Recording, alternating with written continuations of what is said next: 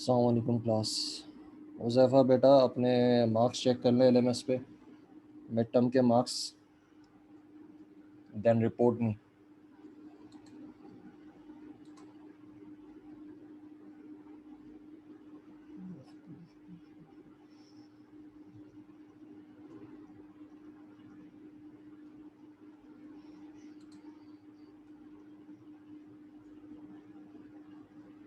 ठीक है बेटा।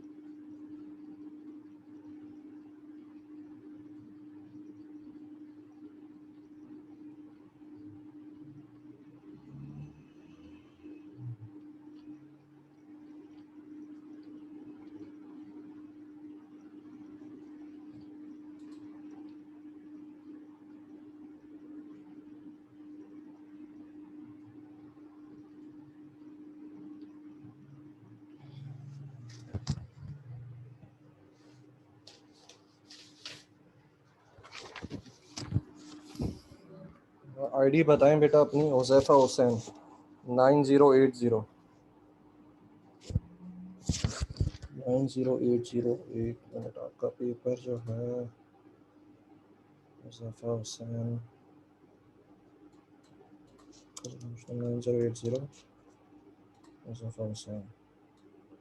आपका क्वेश्चन नंबर 5 जो है बेटा, एक तो उसमें प्रॉब्लम है, और प्रॉब्लम क्या है ज़रा मुझे देखने दें। क्वेश्चन नंबर 5,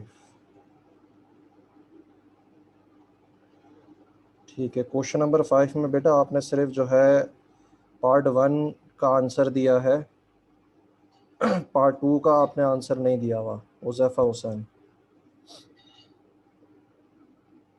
आपने सिर्फ पार्ट 1 का आंसर दिया है, तो दोनों के 5-5 मार्क्स थे, दोनों पार्ट्स के, तो 5 मार्क्स आपके वहाँ पे कटे हैं।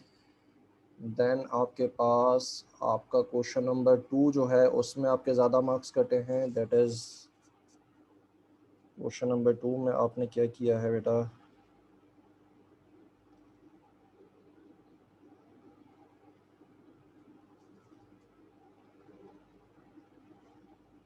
ओके आपने ये बताना था कि जो ग्रामर है वो एम्बिग्यूअस है किस तरीके से, तो उसमें आपने पार्ट्स ट्री बताना था या डेरिवेशन करनी थी।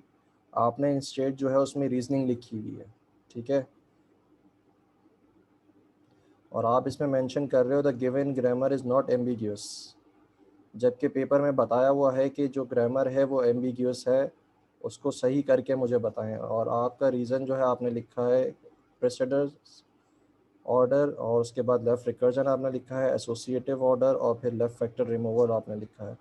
तो इसका बेटा कोई रेफरेंस है ही नहीं, जो सवाल किया गया है वो जवाब उसका है ही नहीं, तो उसमें आपके ज़्यादा मार्क्स कटे हैं। बाकी के अंदर जो है आपके क्वेश्चन नंबर 1 में 8 मार्क्स हैं 10 में से, क्वेश्चन नंबर 3 में 8 मार्क्स हैं, क्वेश्चन नंबर 4 में 10 मार्क्स हैं पूरे, और क्वेश्चन नंबर 6 में पूरे 10 मार्क्स हैं। तो आउट ऑफ 50 आपके बनते हैं 37। 37 को आउट ऑफ 20 करें तो आपका बनता है जो एलएमएस पे दिख रहा है 14.8 आई गेस। ठीक है बेटा। ज़रियाब अहमद, ज़रियाब अपना जो है एलएमएस पे मिड टर्म के मार्क्स चेक कर लें। कर लिए सर।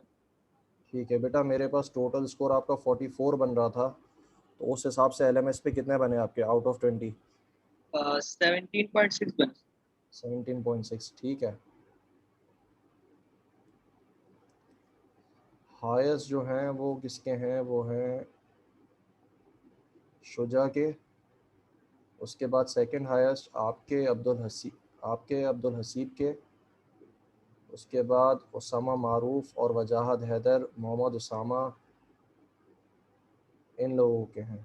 उसके अलावा कुछ बच्चे ऐसे हैं जिन्होंने जो है सवाल कुछ और पूछ रहे हैं और आंसर कुछ और दे रहे हैं, तो मैंने जितना हो सकता था उसमें ग्रेसिंग करके मार्क्स दे दिए, लेकिन बेटा फाइनल में इस तरीके से ना कीजिएगा। एटलीस्ट सवाल पढ़ें कि क्या पूछा जा रहा है, फिर उसका जवाब लिखें। सबसे बुरा स्कोर जो है दैट इज़ इफ्तिखार हुसैन का और मोहम्मद फैज़ान ख़ान का। इन्होंने पूरा पेपर भी अटेम्प्ट नहीं किया। इफ्तिखार हुसैन हैं क्लास में? नहीं, अभी तक नहीं आए।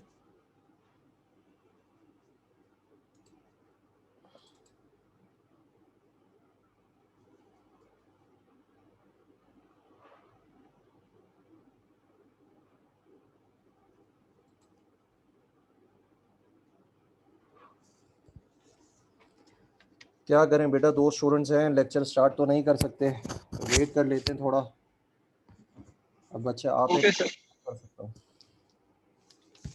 अच्छा, आज आपकी जो है प्रोजेक्ट की माइलस्टोन नंबर 1 चेक होना था, तो उसमें जो है आपकी ग्रामर, जो आपकी प्रोजेक्ट में ग्रामर पार्ट 1 था जो है ग्रामर का आपका, वो आज चेक होना है। तो वो रेडी है? अगर वो रेडी है तो वो दिखा दो, उसको चेक कर लेते हैं तब तक। नो सर, अभी तो रेडी नहीं है। अभी मिड टर्म से बिल्कुल मतलब संडे को मेरा लास्ट पेपर था, तो मैं इंशाल्लाह तक आपको फ्राइडे तक या सैटरडे तक अगर मैं दिखा दूँ कि बेटा इस सर वो तरीके से बर्डन नहीं था। कर सकते, क्योंकि मेरा जो हमारे पास प्रोजेक्ट की इवेल्यूशन है वो 3 वीक्स के ऊपर डिवाइडेड है। एक वीक भी मिस करोगे तो फिर आपका जो है हमारे पास कोई वीक बचता नहीं है, तो आज ही हमें कंप्लीट करनी पड़ेगी उसको। नहीं सर, मिस नहीं होगी इंशाल्लाह ताला, मैं कर दूंगा उसको जल्दी से जल्दी। बस प्रॉब्लम ये था सर, संडे को लास्ट मेरे 2 पेपर थे, तो उसका बर्डन था 2 पेपर्स का, एक साथ थे दोनों। तो बेटा बस इसी के नहीं साथ करें। इसका भी था, E3 भी था। मैं उसी का समझा रहा हूँ कि हम एक्सटेंड नहीं कर सकते। ऑलरेडी हमारा जो प्रोजेक्ट है वो 3 वीक्स के ऊपर डिवाइडेड है, हम एक भी वीक जो है उसको छोड़ नहीं सकते, आज ही हमें करना पड़ेगा। अच्छा मोहम्मद ज़िशान बेटा, अभी आए हो, LMS पे अपना स्कोर चेक कर लो, अपने मार्क्स चेक कर लो मिड टर्म के। आपका टोटल 34 बन रहा है मेरे पास, तो LMS पे देखें कितना बनता है आउट ऑफ 20।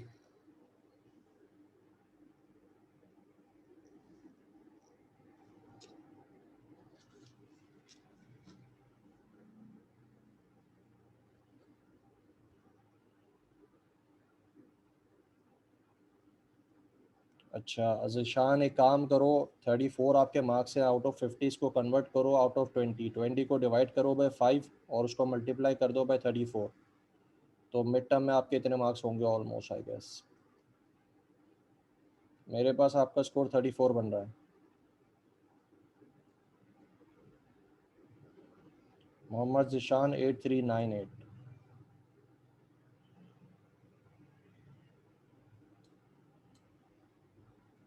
बेटा पेपर में क्या किया है ज़िशान, जिन जिस जिस क्वेश्चन में बच्चों ने पूरे पूरे मार्क्स लिए हैं उसमें आपने गलती की हुई है। क्यों? क्वेश्चन नंबर 4 जो है उसमें ऑलमोस्ट सब ने जो है पूरे मार्क्स लिए हुए हैं, सिर्फ 2 बच्चों को छोड़ के, उसमें से आप हो एक। उस सवाल में ऐसा क्यों मसला हो गया? 8398, 8398, मोहम्मद ज़िशान। क्वेश्चन नंबर 4 में क्यों ऐसा कर दिया यार? क्वेश्चन नंबर 4 तो आसान था।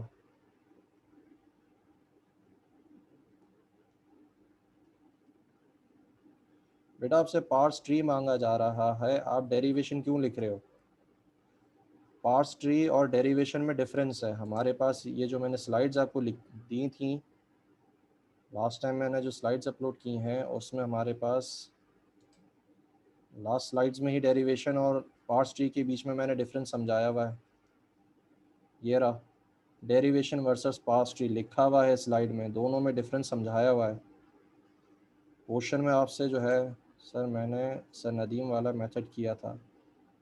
अरे बेटा मेथड तो दोनों हैं, डेरिवेशन भी है और पार्स ट्री भी है, लेकिन आपसे मांगा जो जा रहा है वो आपसे पार्स ट्री मांगा जा रहा है। पार्स ट्री यहाँ पे लिखा हुआ है।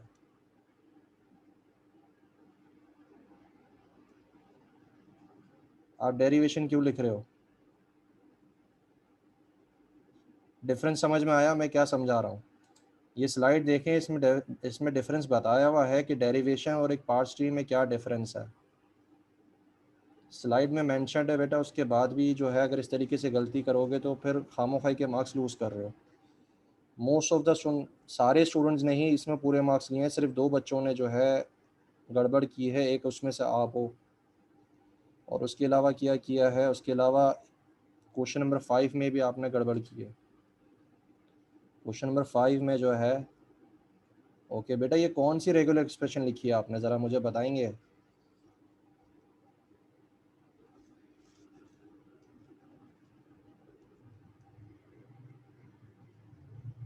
ये रेगुलर एक्सप्रेशन जो है बेटा बिल्कुल सही नहीं है।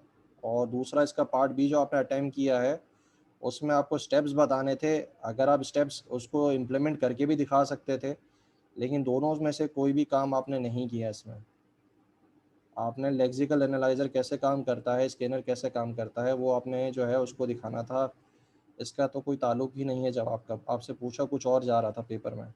इसके अलावा बाकी आपके 3 क्वेश्चंस जो हैं, क्वेश्चन नंबर 1, क्वेश्चन नंबर 3 और क्वेश्चन नंबर 6, उसमें आपके मार्क्स अच्छे हैं। इन दोनों की वजह से आपके मार्क्स जो हैं बहुत ज़्यादा लो हो गए।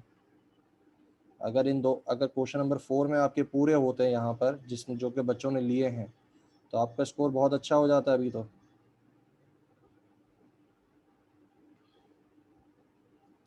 बेटा ये जो मैंने मार्क्स दिए हैं इसके ऊपर ये पूरा सवाल कैंसिल हो सकता है, इसके बावजूद मैंने आपको आधे मार्क्स दे दिए हैं। इस तरीके से जो है इससे ज़्यादा मैं लीनियंसी नहीं कर सकता। This is the most I can do. ये कोई रेगुलर एक्सप्रेशन एक्सेप्टेबल नहीं है जो कि आपसे मांगी गई है, वो बिल्कुल इसका कोई मैच ही नहीं है उसके साथ। पार्ट बी का भी आंसर कुछ और दे रहे हो, आपसे मांगा कुछ और जा रहा है।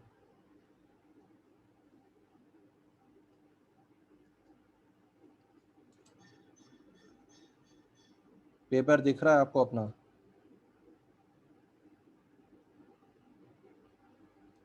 इसमें देखें बेटा, ये जो आपने काम किया हुआ है ये गलत है। रेगुलर एक्सप्रेशन जो है आपकी कुछ इस तरीके से दिखेगी आपको। रेगुलर एक्सप्रेशन बेटा ऑटोमेटा का पार्ट है।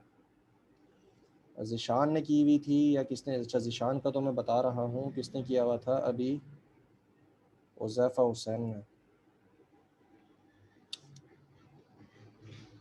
9080 उज़ैफ़ा हुसैन ना।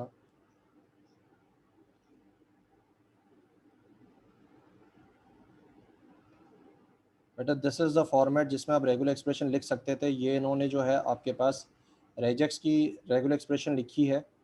आप उसको ऑटोमेटा में जो आपने पढ़ी थी उस फॉर्मेट में भी लिख सकते हो। तो रेगुलर एक्सप्रेशन से मतलब हमारे पास ये आपकी जो रेजेक्स है उससे मुराद थी, आपने कुछ और आंसर दिया हुआ है।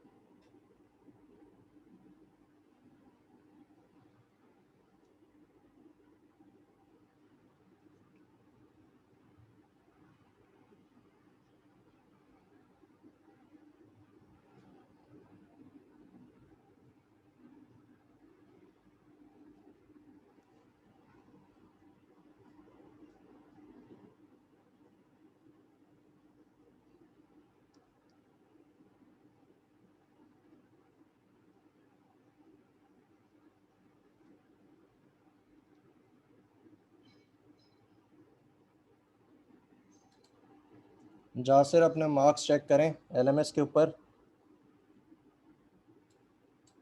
मिड टर्म के मार्क्स चेक करें Jasir Hasan. Sir excuse me. क्या कह रहे हो?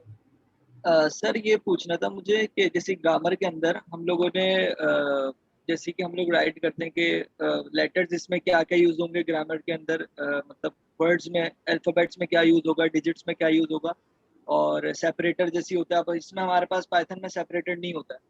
तो इसके अलावा ना इसमें एक चीज एडिशन होती है इंडेंट की, इंडेंटेशन होती है इसके अंदर ना, जब तक 4 स्पेसेस का गैप नहीं आ जाता उससे पता चलता है कि अब आप इफ के अंदर या फॉर के अंदर रिलाय कर रहे हो। जी। तो वो इंडेंट कैसे दूंगा मैं ग्रामर के अंदर?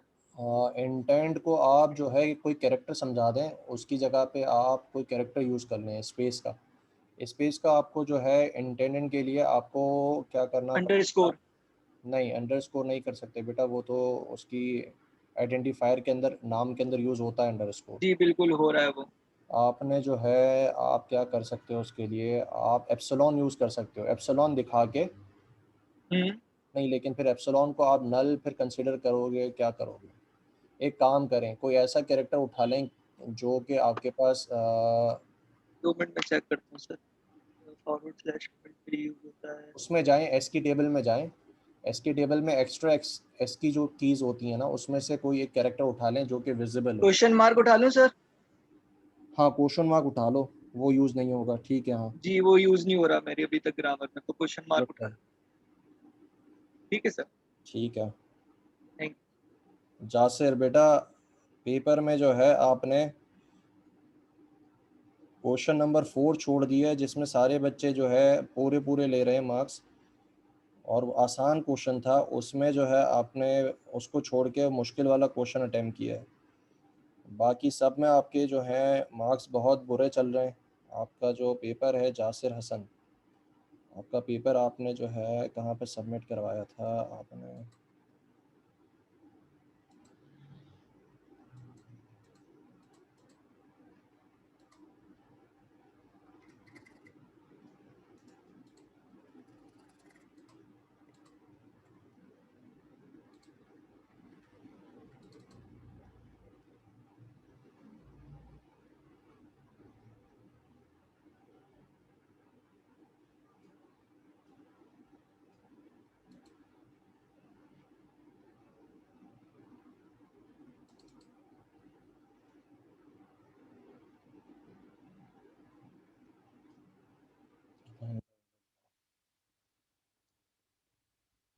जासिर देखो, कर क्या रहे हो, आपसे मांगा कुछ और जा रहा है, आप कर कुछ और काम रहे हो। ये ग्रामर कहाँ से आ गई? ये जो आपने लिखी है क्वेश्चन नंबर 1 में ग्रामर, ये ग्रामर कहाँ से आई है?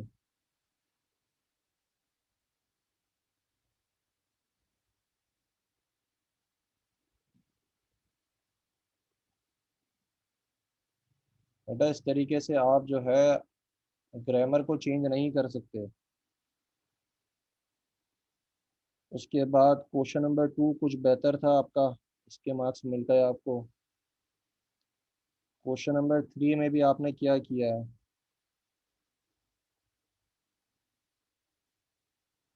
ये नंबर्स कहाँ से आ गए? ये जो नंबर्स लिखे हैं आपने,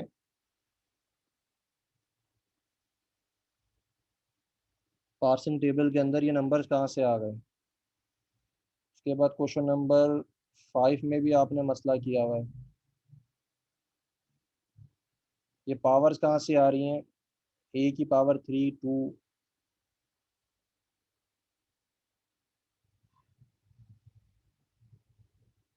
शुरू में ए आपने फिक्स कर दिया कि शुरू में ए लाजमी आएगा, वो भी गलत है। पार्ट 2 के अंदर आपने आंसर भी नहीं दिया, कुछ और ही बात कर रहे हो। क्वेश्चन नंबर 6 में आपने बेटा डायरेक्ट बना दिया है, इसकी कोई स्टेप्स आपने दिखाई नहीं। अच्छा, ऑलरेडी ऑप्टिमाइज भी है। कुछ बच्चों ने ये भी लिखा है कि ऑलरेडी मिनिमाइज। सर ये थोड़ी सी पेपर से रिलेटेड मिसअंडरस्टैंडिंग भी हो गई थी। मैंने जो पेपर का सर टाइम देखा था, जो एलएमएस पे भी शो हो रहा था, मैंने अटैच की है सर एक इमेज। तो इसमें सर शो हो रहा था 6:30 पर स्टार्ट होगा पेपर। तो मैं थोड़ा सा रिलैक्स था कि रिवाइज कर लूँगा चीज़ें और उसके हिसाब से फिर अटैम्प्ट कर लूँगा। लेकिन सर सुबह 11 बजे सर तकरीबन मैं उठा था, 11:15 बजे। तो मेरे पास मैसेज आया हुआ था कि आपका पेपर स्टार्ट हो गया है, जो कि 10 बजे था। और इसकी सर कोई इंटीमेशन भी नहीं, ना वेबसाइट पे अपडेट हुआ हुआ था। तो इसलिए सर काफ़ी कहाँ पे मैस हो लिखा गया हुआ था। था, इस पे कहाँ लिखा हुआ था?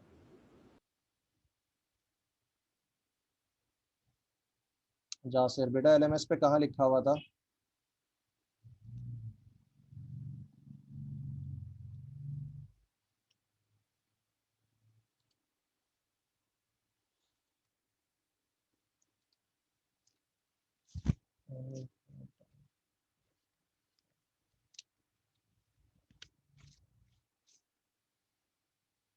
क्या बात कर रहे हो, किस तरीके से पॉसिबल है?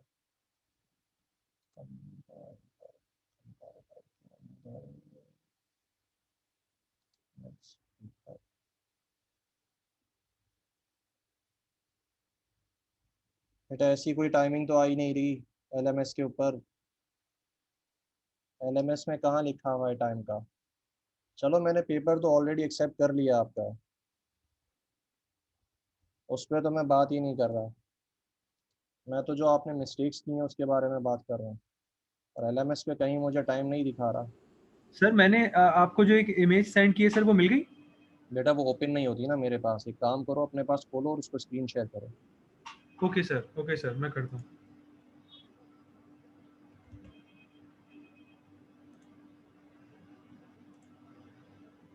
वजाहत अपने मार्क्स चेक करो एलएमएस पे मिड टर्म के। सर ये देखिएगा, सर शो हो रही है।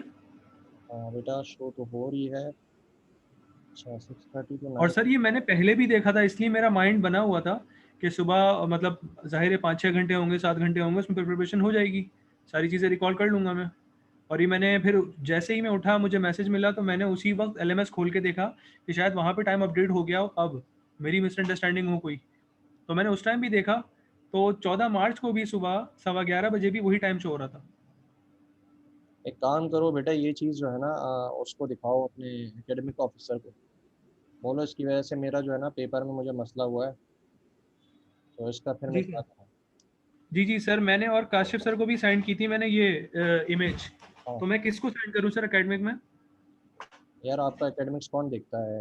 एमसीएस का कौन देखता है? नबील भाई देखते हैं या फिर क्या नाम है उनका, दूसरे का? मुझे नाम याद नहीं आ रहा उनका। चले सर, काशिफ को आपने सेंड कर दिया, ज़्यादा तो वही देखते हैं। नहीं बेटा, फराज भाई बीएससीएस का देखते हैं, एमसीएस का दूसरे देखते हैं। एक नबील भाई हैं और एक और हैं।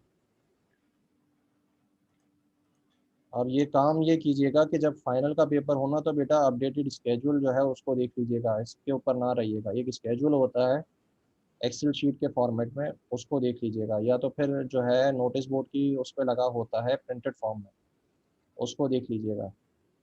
तो सर ये हमें वैसे मतलब ईमेल तो आती नहीं है, मैसेज भी नहीं आया कि मतलब डिफरेंस है, आपका टाइम ये है, या एटलीस्ट अगर एक दिन पहले भी मैसेज आ जाए, भले वो जो भी टाइम हो। आप लोगों को ईमेल नहीं मिलती इसकी?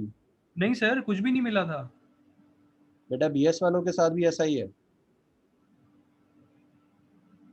आप लोगों को टाइम टेबल कैसे पता चलता है, स्केड्यूल कैसे पता सर चलता है किस दिन इतने बजे मैंने तो पेपर सर है? एलएमएस ही फिर सोर्स समझी, वाहिद सोर्स के यही बचा है, और कोई फेसबुक सोर्स ही पे नहीं। पेजेस पे शेयर कर देते हैं, जो ऑफिशियल पेज है ना उस पे फुरकान भाई शेयर करते अच्छा फेसबुक पे होता है।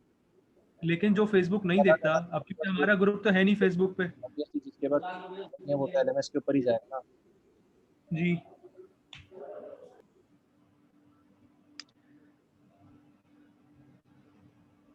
अच्छा कह रहे हैं कि वेबसाइट पे है ऑनलाइन नोटिस बोर्ड।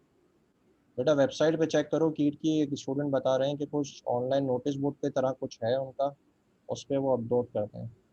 तो फाइनल में देख लीजिएगा, सर फाइनल वहाँ में। नोटिफिकेशन आई थी, उसका डैशबोर्ड पे ना नोटिफिकेशन आई थी, लेकिन सर 11 बजे जब मैंने खोला है एलएमएस, तो राइट साइड पे वहाँ पे नोटिफिकेशन आई हुई है कि आपका पेपर स्टार्ट हो गया है, बस ये नोटिफिकेशन थी।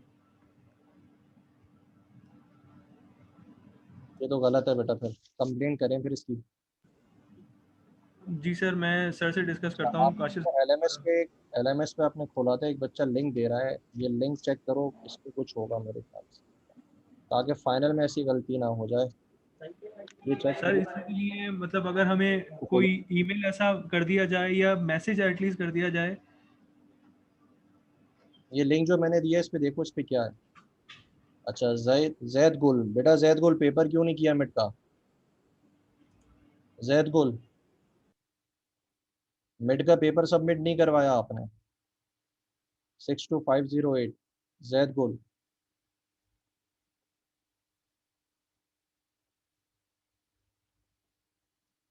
जैद गुल आवाज़ आ रही है?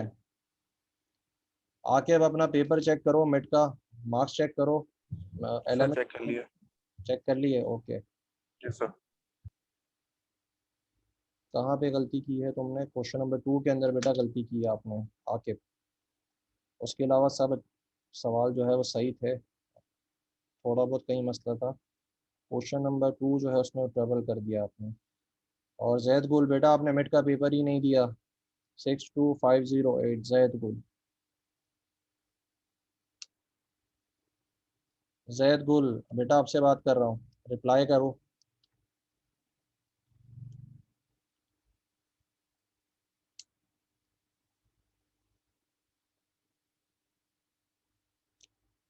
अगर सबमिट करवाया था और मेरे पास नहीं पहुंचा तो मुझे अभी बता दें, क्योंकि इसके बाद फिर अगर मुझे कहोगे कि मैंने पेपर सबमिट करवाया था तो कुछ नहीं हो सकेगा।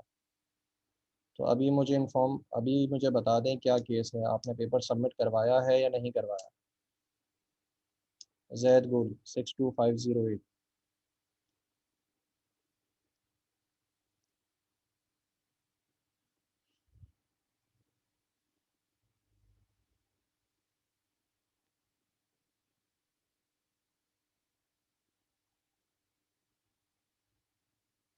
तो फिर बेटा क्लास भी क्यों ले रहे हो?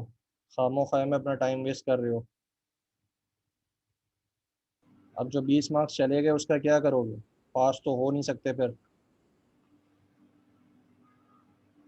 जी सर, यहाँ पे शो हो रहा है। यहाँ पे शो हो रहा है तो अब फाइनल के लिए इसको देख लीजिएगा, फाइनल में यहाँ से। ठीक है सर, मैं यहीं देखूंगा जी। जैद गोल 20 मार्क्स तो आपके चले गए बेटा, अब फाइनल में पास कैसे होगे? 20 आउट ऑफ 0 है आपके। उल्टा बोल रहा हूँ, 0 आउट ऑफ 20 है।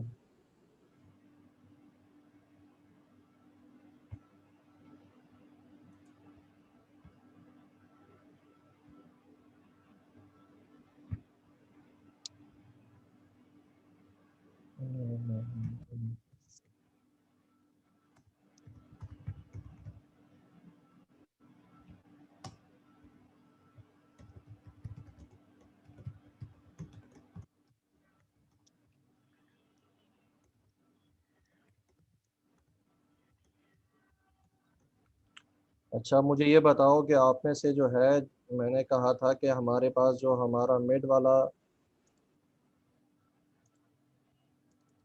वीक होगा उसके बाद हम जो है अपना जो प्रोजेक्ट का पार्ट 1 है, माइलस्टोन 1 जिसमें ग्रामर लिखनी थी, उसको चेक करेंगे। तो आप में से कितनों ने ग्रामर कंप्लीट कर लिया है, या ये बताओ कितनों ने नहीं की?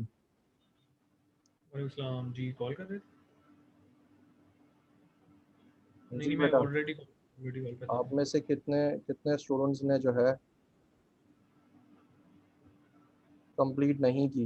अफेक्टेड वाला आपसे डिस्कस तो किया था केस मैंने। एक दिन और दे दें, कल करा दूंगा पक्का। जिशान ने रिप्लाई कर दिया, जरियाब ने बता दिया, बाकी स्टूडेंट्स अपना अपना बताओ क्या स्टेटस है आप लोगों की, ग्रामर कहाँ तक पहुंची है ठीक, काम ये कर सकते हैं आप। प्रोजेक्ट की? आप वो रिसिल्ट जो है ना, वो मुझे भेज।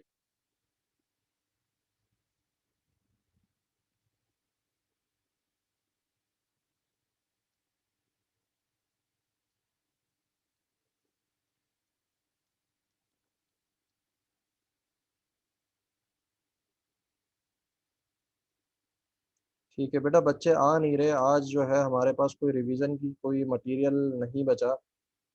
तो अब क्या करें, लेक्चर स्टार्ट कर दें या उनका वेट किया जाए?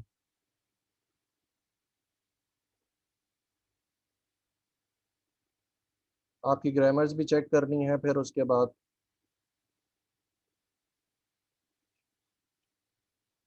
Yasir Hasan, compensation for what?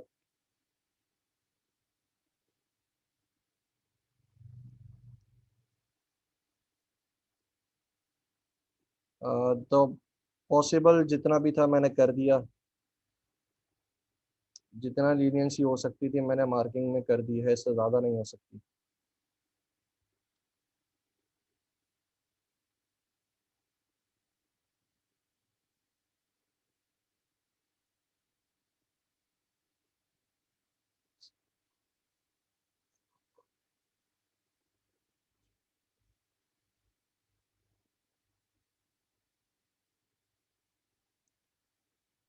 अच्छा चलो फिर हम लेक्चर ही स्टार्ट करते हैं हमारे पास। ओके, तो हमारे पास पार्सिंग के अंदर हमने लास्ट टाइम जो पढ़ा था, हमारे पास टॉप डाउन पार्सल्स हमने पढ़ा था। उसके बाद हमारा मिड का पेपर हो गया। मिड के पेपर के बाद अब जो है हम पार्सिंग पढ़ेंगे, पार्सल्स के बारे में ही पढ़ेंगे। लेकिन अब जो है हम टॉप डाउन के बाद बॉटम अप के ऊपर जा रहे हैं। तो पहले हम जो है पार्सिंग कैसे करते थे, हमारा पार्सल स्टार्ट होता था फ्रॉम टॉप, देन जाता था बॉटम। अब हमारा बॉटम से स्टार्ट होगा और टॉप की तरफ जाएगा, मतलब सेंटिनल फॉर्म से अपने स्टार्टिंग सिंबल की तरफ। तो उसमें जो है आपके पास कुछ टाइप्स होती हैं जो कि पिछली वाली स्लाइड में मौजूद हैं। बॉटम बॉटम अप पार्सर्स की कितनी टाइप्स हैं, कौन कौन सी हैं, वो सारी उसमें मौजूद है। हम उसमें से एक जो है हमारे पास पहला वाला, उसको हम स्टार्ट करते हैं, that is shift reduce parser. SR parser भी इसको कहा जाता है। शिफ्ट रिड्यूस पार्सर जो हमारे पास, ये क्या करता है, इसकी जो अप्रोच होती है that is bottom up. Slides visible है बेटा सबको?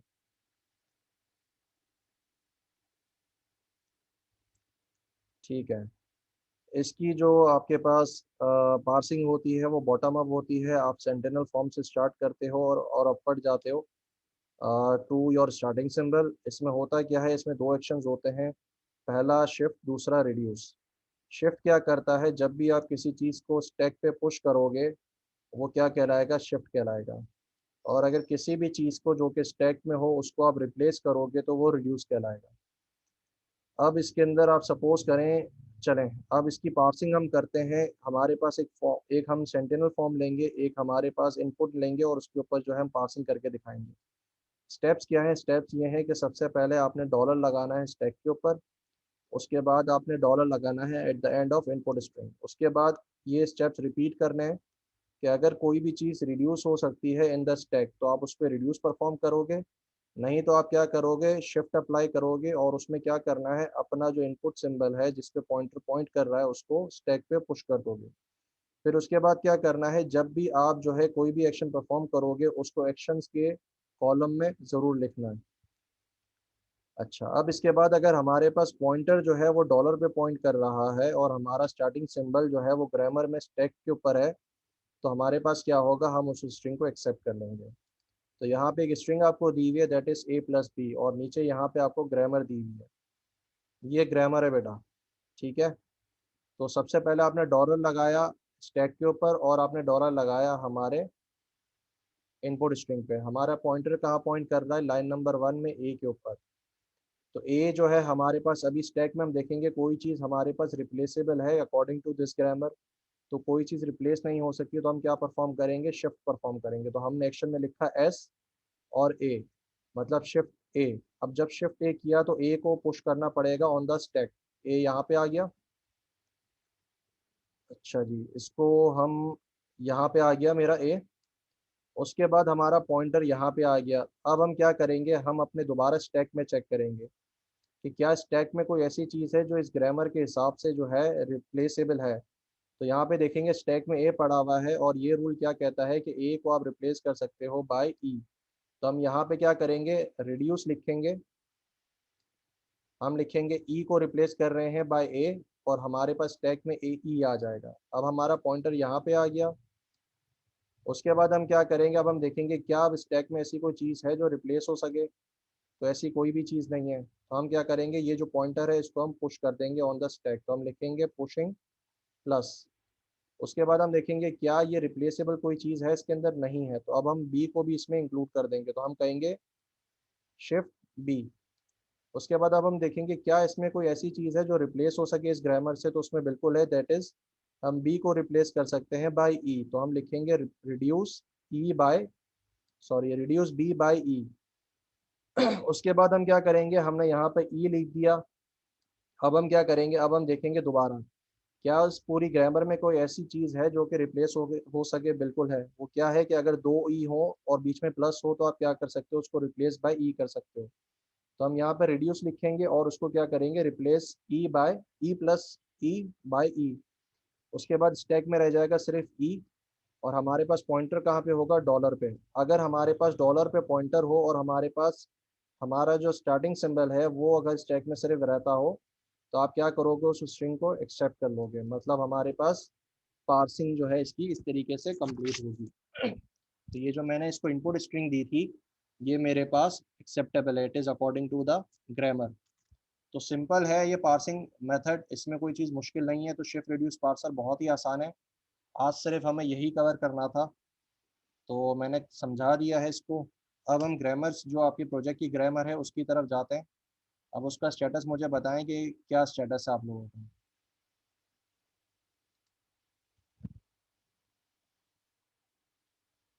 जी बेटा, सबसे पूछ रहा हूँ, जरियाब ने बता दिया, जिशान ने बता दिया, बाकी कौन है क्लास में? हुजैफा हुसैन, जासिर हसन, तारिक, मोहम्मद, नहीं, जैद गुल और वजाहत। आपके प्रोजेक्ट की जो ग्रामर है,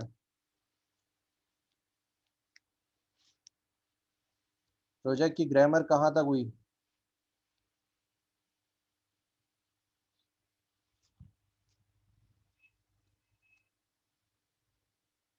ठीक है जरियाब, जरियाब ने बेटा रिप्लाई कर दिया है, अभी नहीं बनी सर, सर नेक्स्ट क्लास में देख लेंगे। बेटा नेक्स्ट क्लास में हम कर नहीं सकते पोस्टपोन्ड अपने जो है माइलस्टोन्स को, तो आपने आज के दिन में ही कंप्लीट करना है। अभी बैठ के ग्रामर बनाएं और उसको चेक करवाएं। तो उससे बेहतर है हम एक काम करते हैं, ग्रामर साथ ही बना लेते हैं। तो मैं आपको एक डेमो दे दूंगा, एक ग्रामर किस तरीके से जो है सिंपल बन सकती है किसी के लिए भी।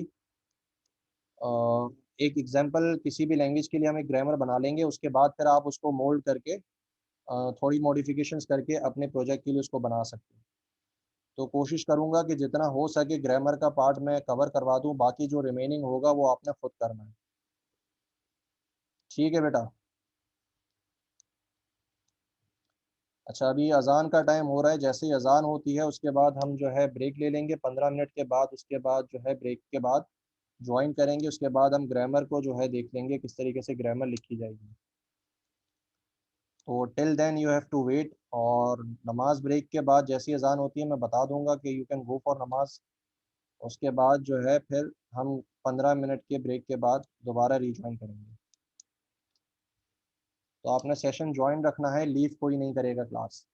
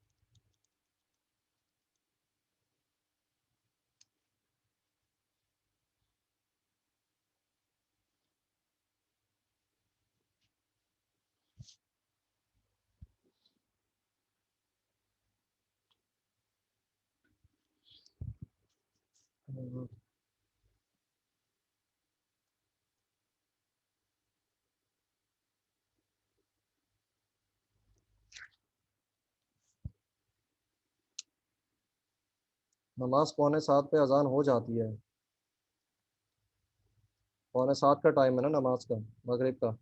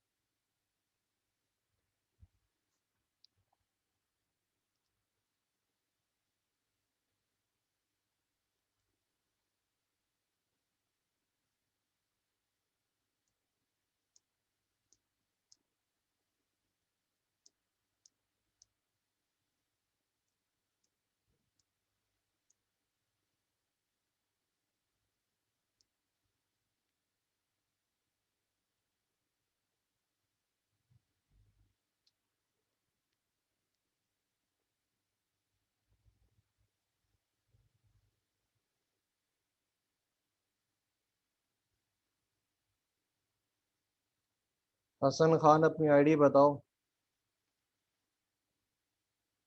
Hasan Khan. Sir 8776। 8776 mid term का पेपर नहीं दिया